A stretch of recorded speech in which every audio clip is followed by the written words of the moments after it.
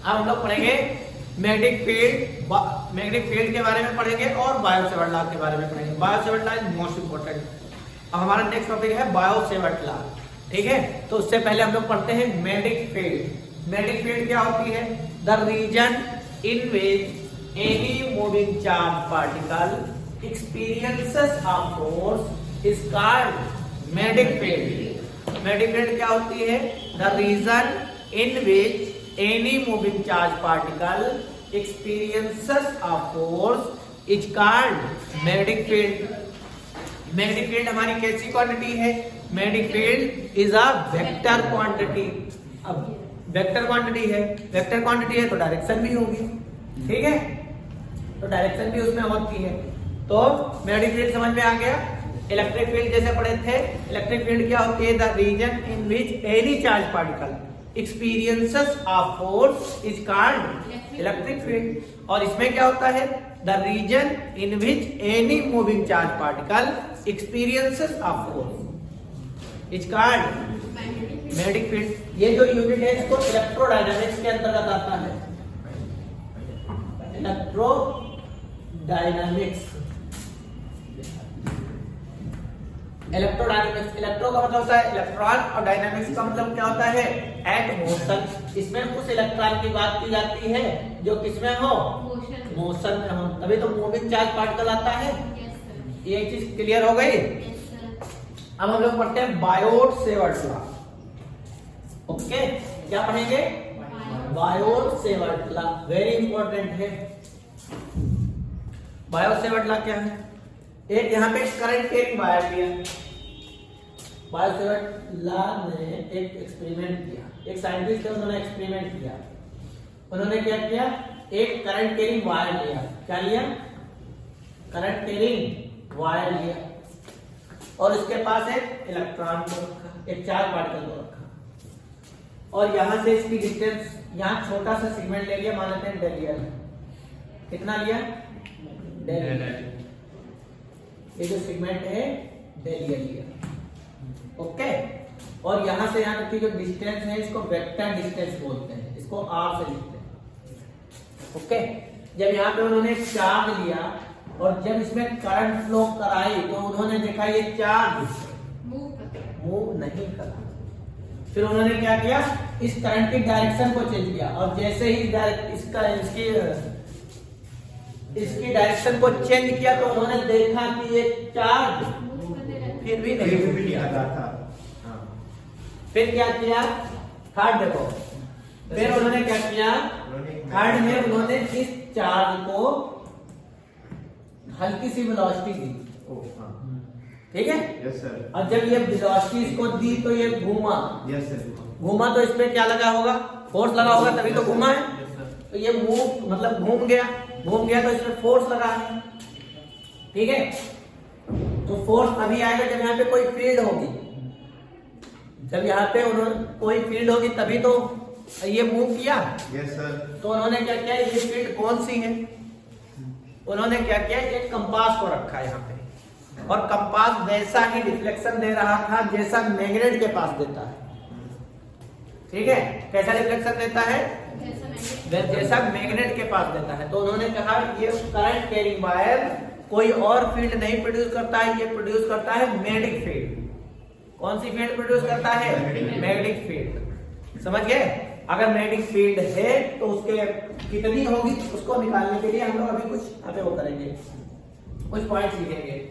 अब देखो, ये हमारा चार्ज पार्टिकल अगर P पॉइंट मान लो, ओके, और ये R डिस्टेंस यहाँ डेलियर होगा। इसमें करंट की वैल्यू क्या है? I, करंट जा रही है। According to Biot Savart law, current carrying wire produces magnetic field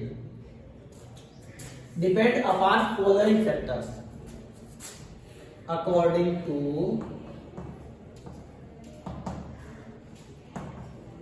Biot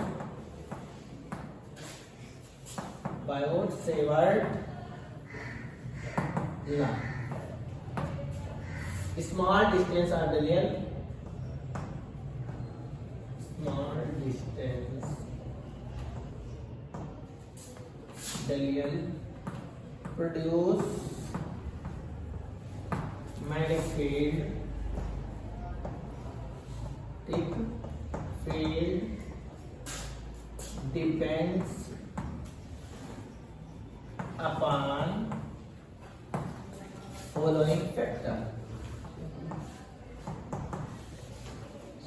following factor ये डेफिनेशन है नहीं, इसके पॉइंट है, ठीक है। ये according to Biot Savart law small distance radius produce magnetic field depend upon following factor. कौन कौन से फैक्टर पे डिपेंड करती है? तो पहला हमारा है कि produce magnetic field intensity is directly proportional to current. क्या होगी? Produce magnetic field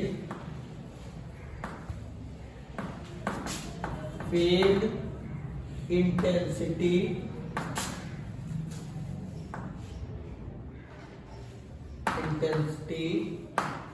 is directly proportional to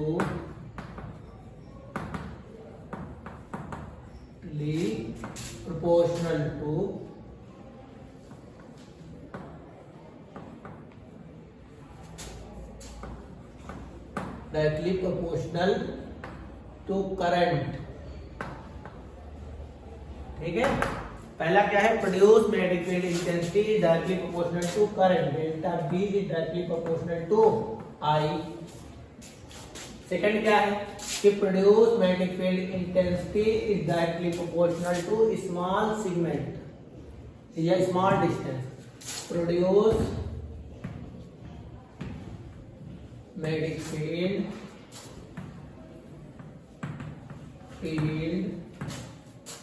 intensity is directly proportional to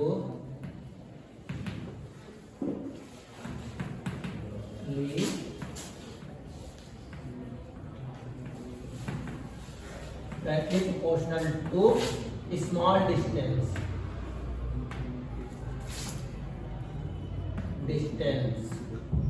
किसके? स्मॉल डिस्टेंस डेल्टा एल है, इसके डायरेक्टली तो delta B is directly proportional to delta L. Third होना क्या है कि produce magnetic field intensity is directly proportional to angle of sine between small distance and vector distance. Small distance ये हो गई और वेक्टर डिस्टेंस ये हो गई। Produce magnetic field intensity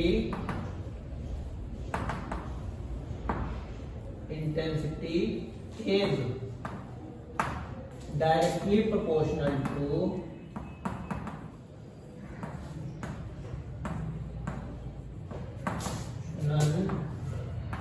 the angle of sine between किसके किसके बीच में? Small distance and vector distance. Vector distance को बोलते हैं स्मॉल सेगमेंट, ऐसे लिख सकते हो small segment delta L and vector distance. ठीक है, इसके बीच में ये और ये स्मॉल सेगमेंट और ये एंगल जो बनता है इसके डायरेक्टली प्रोपोर्शनल होता है। Delta B directly proportional to sine theta. Delta L ये जो और ये वेक्टर डिस्टेंस के और ये क्लियर हो गए। अब फोर्थ वाला पॉइंट क्या है कि produce magnetic field intensity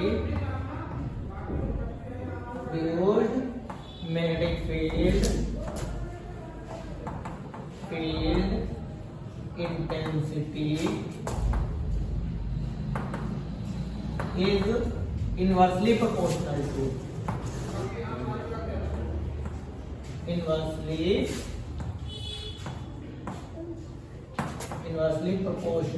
to the square of vector distance.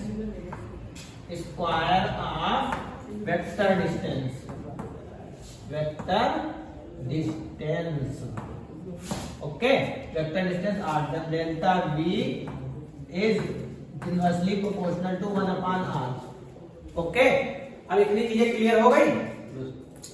अब ये सारे प्रोपोर्शनलिटी साइन के साथ लिखेंगे, इनको एक साइन के साथ लिख सकते हैं, इधर हटा देंगे वाला, यस सर, ये वाला हटा देते हैं, इनको एक साइन के साथ लिख सकते हैं। एक साइन के साथ कैसे लिखेंगे? Delta V is directly proportional to I delta L sine theta upon R square, ये तो लिख सकते हैं। इधर अब इस प्रोपोर्शनलिटी का साइन हटाते हैं तो एक कांस्टेंट आता है, वो कांस्टेंट क्या आता है? Mu 0 upon 4 pi I delta L sine theta upon R square. ये बायो-सेवर्ट लॉ का फार्मूला होता है। इतनी चीजें क्लियर हो गई? यस, और चीजें लिख देते हैं। अगर इसको वेक्टर फॉर्म, इन वेक्टर, एमसीक्यू के लिए देख लो, एमसीक्यू में ये आ जाता है in vector form. Vector form में अगर हमें इसे लिखना है तो delta V vector is equal to mu 0 upon 4 pi I delta L vector cross R vector upon R cube. ये वेक्टर फॉर्म हो गया, ये एमसीक्यू के लिए है। सर डेल्टा एल के बाद आपने आर वेक्टर यूज किया। Delta L vector cross R vector, क्योंकि L vector cross R vector हम लोगों ने फार्मूला पढ़ा है, A vector cross B vector क्या होता है? AB sin theta. Yes sir. Okay, अब R यहाँ आएगा del L R into sine theta, एक R से R कट जाएगा, R स्क्वायर बचेगा, यस, इसलिए ये वेक्टर फॉर्म ये हो गई, डेल L पहले रहता है। ओके, अब यहाँ जो म्यू 0 अपॉन 4 पाई है, म्यू 0 अपॉन 4 पाई, इसकी वैल्यू होती है 10 टू द पावर -7 न्यूटन पर एम्पियर स्क्वायर, ये होती है। और यहाँ म्यू नॉट जो होता है इसको बोलते हैं परमेबिलिटी या फ्री स्पेस। म्यू नॉट की वैल्यू होती है permeability of free space, free space. Clear? इतनी चीजें क्लियर हो गई। अगर मैग्नेटिक फील्ड हमारी वेक्टर क्वांटिटी है तो उसकी डायरेक्शन को निकालने का भी रूल होगा, उसको बोलते हैं राइट हैंड पाम रूल। क्या बोलते हैं? Right hand palm rule. इसका रूल क्या है? देखो, अगर मानते हैं करंट ऊपर की तरफ जा रही है, यहाँ पे मैग्नेटिक फील्ड की डायरेक्शन निकालना है, तो क्या करेंगे? अंगूठा जो है इसको करंट की डायरेक्शन में रखो और फिंगर्स जो हैं उस पॉइंट की तरफ रखो जहां पे मैग्नेटिक फील्ड निकालनी है। तो हाथ के परपेंडिकुलर जो होगी वो मैग्नेटिक फील्ड की डायरेक्शन को बताएगा। अब इसमें देखो करंट कहाँ जा रही है? ऊपर की तरफ रखो और अंगूठा, और हमें यहाँ पे निकालना है ऐसे, किधर की तरफ मैग्नेटिक फील्ड? अंदर की तरफ। ठीक है, इनवर्ड होगी, इनवर्ड को क्रॉस से शो करते हैं, आउटवर्ड को डॉट डॉट, और बाहर की तरफ मान लेते हैं इस पॉइंट पे यहाँ कहीं पे निकालनी है, इससे ज्वाइन करें ये। अब इस पॉइंट पे मैं पी था बेस मान लो, यहाँ पे करंट किधर जा रही है? ऊपर की तरफ। फिंगर्स को वहां रखना है जहाँ मैग्नेटिक फील्ड निकालनी है, किधर की तरफ? बाहर की तरफ। तो आउटवर्ड होगा, ओके, आउटवर्ड को डॉट से शो करते हैं। क्लियर हो गई? अब देखो दूसरा और भी रूल है, del vector cross R vector. Right hand screw rule भी पढ़े हो। राइट हैंड स्क्रू रूल क्या होता है? फिंगर्स को जैसे ये है ऊपर की तरफ जा रही है, हाँ, इस हाथ को इसको पहले वेक्टर की तरफ रखो। तो कहाँ है? डेल वेक्टर ऊपर की तरफ है, तो इसको ऐसे रखो और दूसरे वेक्टर की तरफ घुमाओ, तो आर वेक्टर ये हो गया। तो दूसरे वेक्टर की तरफ जब ऐसे घुमाएंगे तो अंगूठा जो होगा, अंगूठे की डायरेक्शन, वो डायरेक्शन दिखाएगा मैग्नेटिक फील्ड की डायरेक्शन। तो किधर की तरफ होगी?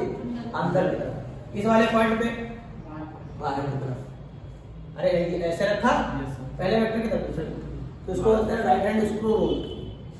इतनी चीजें क्लियर हो गई? ओके, समझ गए ना? Thank you.